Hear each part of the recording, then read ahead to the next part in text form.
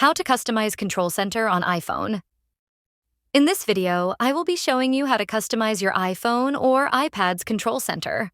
To start, swipe down from the top right corner of your screen to access the Control Center, where all your essential shortcuts are. Now, to customize it, long press on any empty space within the Control Center. You'll notice a little minus icon next to all the options. Simply tap on the minus icon to remove any option you don't need. Once you've removed an option, you can add something new. Tap the plus icon at the bottom of the screen and scroll through to find the features you want to add. If you're looking for something specific, you can also use the search bar at the top.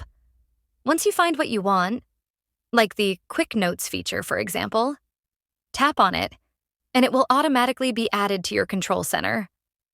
Now you can see your newly customized Control Center in action. It's that simple. If you found this video helpful, make sure to give it a thumbs up, share it with your friends, and subscribe for more tips and tutorials. Thanks for watching, and see you in the next video.